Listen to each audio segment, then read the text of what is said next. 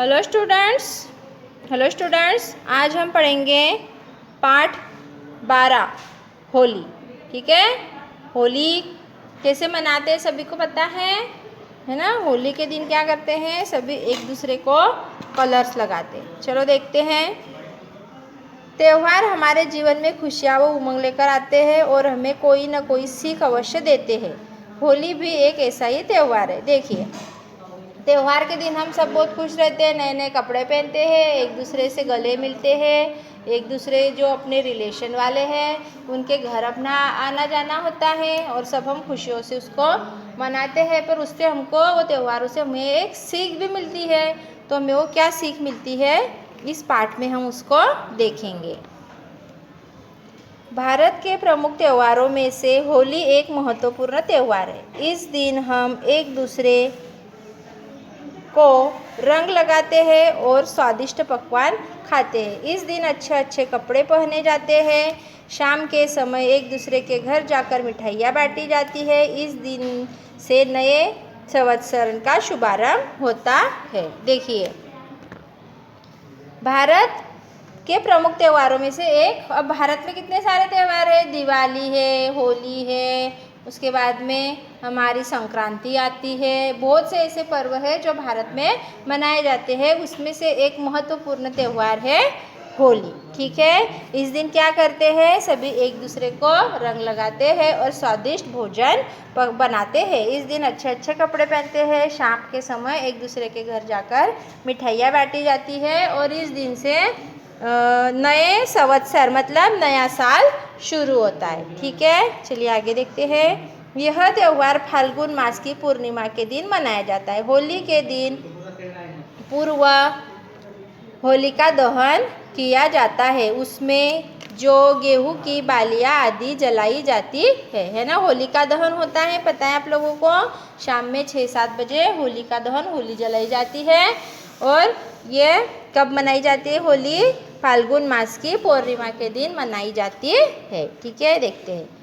होलिका राक्षस राज हिरण्यकश्यप की बहन थी। उसके पास एक ऐसी दुशाला थी जिसे ओढ़ने पर अग्नि उसे जला नहीं सकती थी। हिरण्यकश्यप बहुत ही अहंकारी राक्षस था। अपनी तपस्या के बल पर उसने ईश्वर से अनेक वरदान प्राप्त कर लिए थे। वह स्वयं को ही ईश्वर मान बैठा था और चाहता था कि पूरे लोक में उसकी ही पूजा हो।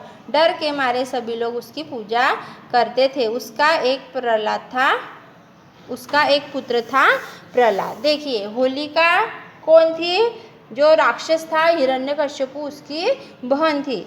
अब उसके पास ऐसी दुशाला मतलब उसके पास ऐसी शॉल थी जिसे ओढ़ने पर अगर वो आग में अग्नि में भी बैठ जाएगी तो उसे नहीं जला सकती थी। और हिरण्यकश्यप जो था ये एक बहुत अहंकारी राक्षस था। अपनी तपस्या के बल पर उसने ईश्वर से ऐसा वरदान प्राप्त किया था कि वह स्वयं को ईश्वर ही मान बैठा था। वो चाहता था कि सभी लोग उसकी पूजा करें, उसे ही भगवान माने। अब वो राक्षस था, उसके डर के मारे सभी लोग उसकी पूजा करते थे। अब उसका एक पुत्र था, पुत्र का नाम प्रहलाद। ठीक है, आगे देखते हैं।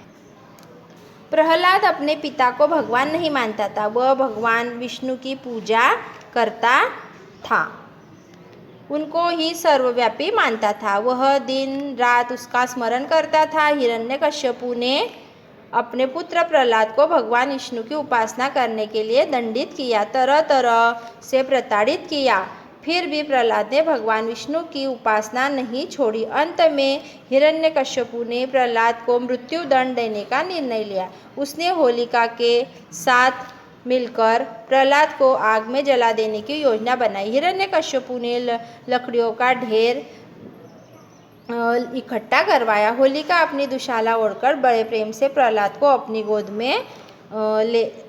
में लेकर लकड़ियों के ढेर पर बैठ गई। राक्षस राज के कहने पर लकड़ियों के ढेर में आग लगा दी गई। देखिए, अब प्रहलाद जो था हिरण्यकश्यपु का पुत्र लड़का, ये किसका भक्त था, भगवान विष्णु का। ये भगवान विष्णु की ही पूजा करता था। वो अपने पिता को भगवान नहीं मानता था।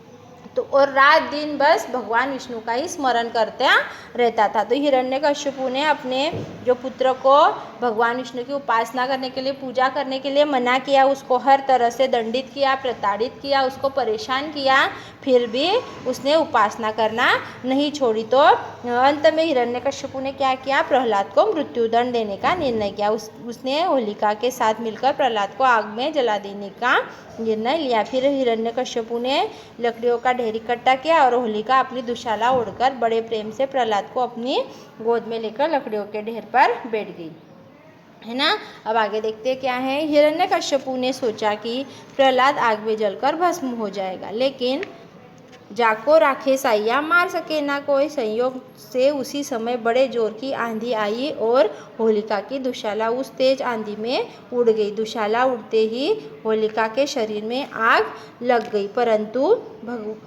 विष्णु भक्त प्रहलाद को अग्नि छू भी न सकी। इस तरह बुरी नीयत रखने वाली होलिका आग में जलकर भस्म हो गई।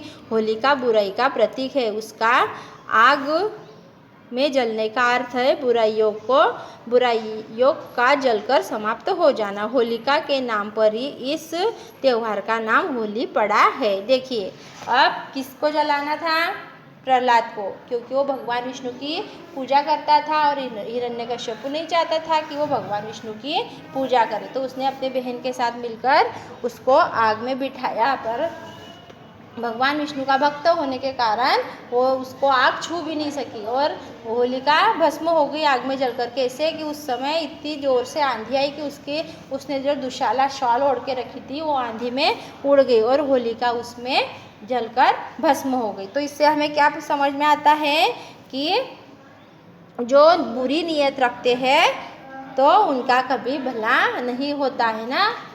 इसी तरह जो होलिका थी वो भी बुराई का प्रतीक है और इस आग का इसका आग में जलने का अर्थ है कि बुराइयों का जलकर समाप्त हो जाना। बुराइयाँ उसमें जो थी वो सब बुराइयाँ समाप्त हो गई, क्योंकि क्या हुआ, वो खुद ही भस्म हो गई, तो बुराइयाँ बिल्कुल नहीं। तो होली का जलाने का अर्थ यही है कि हम में जो भी बुराइयाँ है हमें उसको जला देना चाहिए, ठीक है।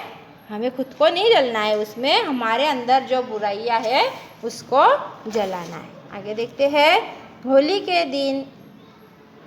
के एक दिन पूर्व होलिका दहन के अवसर पर सभी लोग बुराइयों की प्रतीक अपनी शत्रुता को छोड़ देते हैं और प्रेम पूर्वक एक दूसरे के गले मिलते हैं। वस्तुतः रंगों का यह त्यौहार हमें प्रेम और भाईचारे का संदेश देता है। देखिए क्या करना है इसमें, होलिका दहन में हमारे अंदर जो बुराइयां हैं उसको छोड़ देने का हमें प्रण लेना है और हमें हमारी जो अंदर की बुराइयां है वो सब छोड़ देना है और सबके साथ प्रेम पूर्वक रहना है। फिर होली के दिन एक दूसरे को कलर लगाते हैं, एक दूसरे के गले मिलते हैं। तो होली का जो त्यौहार है हमें ये भाईचारे का और प्रेम से रहने का भी संदेश देता है, ठीक है। आप लोगों को पाठ समझ में आ गया होगा, ओके। तो आप लोगों को अब क्या करना है, आपकी फेयर कॉपी में इसके शब्दार्थ लिख के रखना है। अगले PDF में, अगले वीडियो में मैं आप लोगों को इसका अभ्यास भेज दूँगी, ओके। Bye students.